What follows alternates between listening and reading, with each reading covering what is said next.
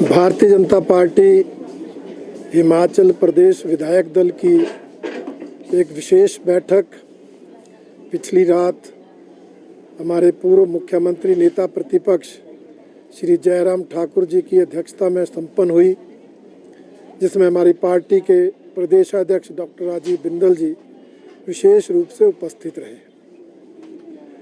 इस बैठक में जहां हिमाचल प्रदेश में पिछले दिनों प्राकृतिक आपदा से जो मौतें हुई, 2 मिनट का मौन रखकर उनकी आत्मा की शांति की मांग की गई, शोक प्रस्ताव पारित किया गया।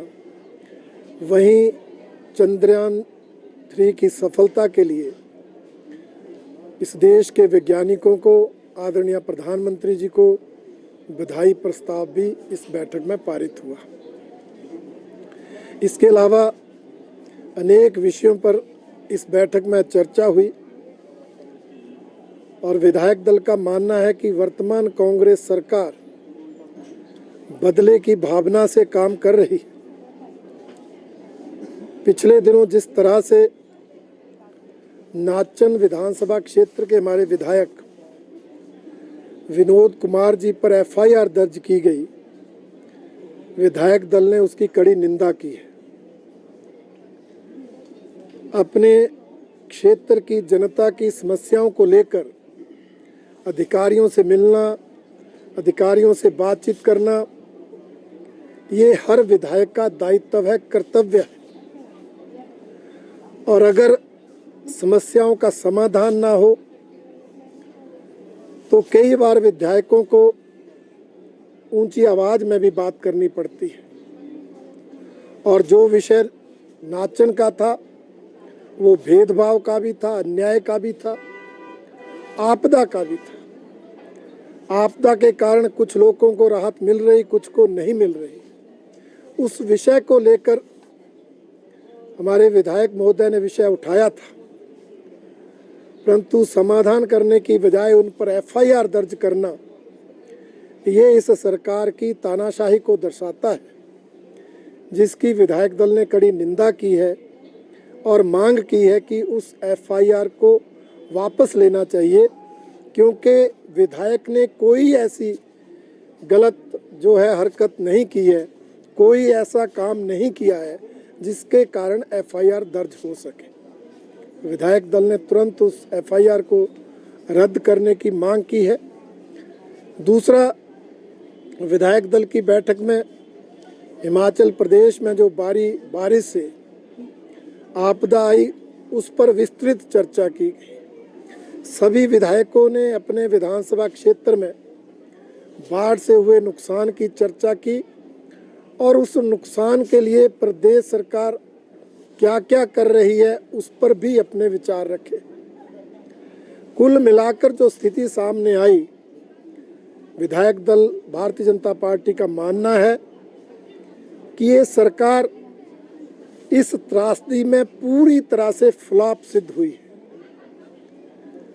लोगों को राहत पहुंचाना तो दूर की बात, ये सरकार सड़कों तक को अभी तक मरम्मत नहीं कर पाई, उनको खोल नहीं पाई। पंचायतों द्वारा बनाई हुई सड़कें तो दूर, लोक निर्माण विभाग द्वारा बनाई गई सड़कों की भी अभी तक मुरम्मत नहीं हो पाई है, जिसके कारण बागवानों को दिक्कत आ रही है, सब्जी उत्पादकों को दिक्कत आ रही है, अपने उत्पादन को मंडियों तक पहुंचाना मुश्किल हो रहा है।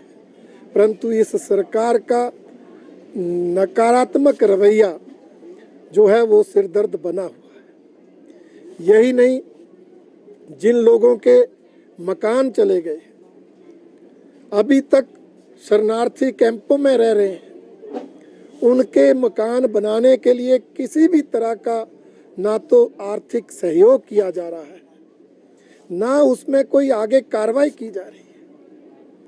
जिनकी जमीन बह गई, उनके मकान बनाने के लिए जमीन मुहैया करवाना, उसकी भी कोई कार्रवाई इस सरकार ने अभी तक शुरू नहीं की। यहाँ तक कि लोगों के पशु जो मर गए हैं उनका मुआवजा नहीं मिला है, और जो मकान क्षतिग्रस्त हुए हैं उनका जो मुआवजा मिलना है, जो राहत राशि मिलनी है,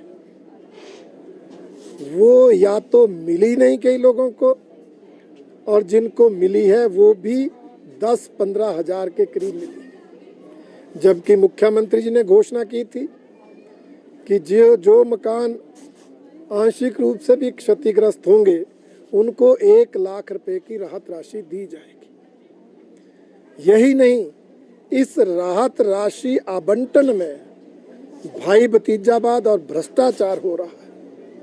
कांग्रेस पार्टी से जुड़े नेताओं के, पदाधिकारियों के नुकसान की तो तुरंत भरपाई हो रही है, नुकसान से भी ज़्यादा राहत राशि दी जा रही है, परंतु आम आदमी के नुकसान की चिंता इस सरकार को नहीं।